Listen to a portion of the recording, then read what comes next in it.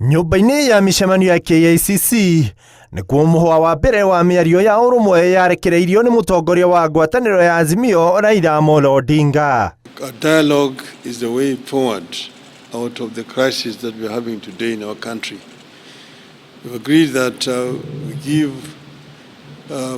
people an opportunity to be heard, to express themselves, to come out with the grievances which are actually ailing our country today. Muthi wa kana nake mwaria wa thirikari Isaac Mwaura agĩtana rĩtana o tarĩrĩ rĩa kũgĩa na mĩario ya ũrũmwe na kũhorohia maũndũ bũrũri-inĩ. Tumesema tuwe na dialogue, tuwe na mazungumzo. Ningependa kutoa mwito kwamba mazungumzo haya yaanze katika manyumbani mwetu.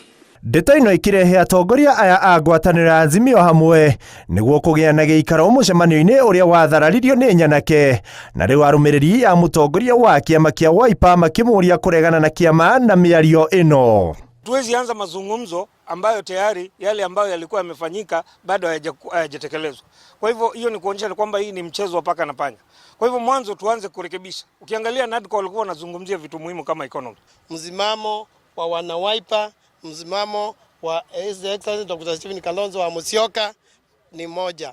Hatutaki kitu inaitwa dialogue. Oho nĩ morĩtie Kalonzo gũteanĩria na kwĩyeheria ngwatanĩro-inĩ ya Azimio angĩkorwo ndekũheo gĩtĩo kĩrĩa abataire, gũkũ makĩorota kĩama kĩa ODM makiuga kĩrĩ na muoroto wa kũingĩra thirikari-inĩ. Tunaambia Kalonzo maneno ikizidi kuziba kuendelea hivyo, ile kitu ya maana ni kutoka kwa hiyo muungano na kusimama yeye mwenyewe. Akuwe na msimamo na azijaribu kuongopeshwa na mtu ya kwamba lazima ukuwe na Raila ndio uweze kuzikika na Wakenya. ODM inamezea mate kuingia kwa serikali.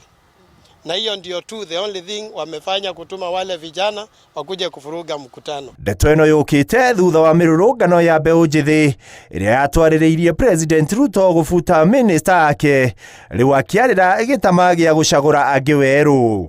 Handũ-inĩ ha Inooro TV, rĩtwa rĩakwa nĩ Ikua Wamboci.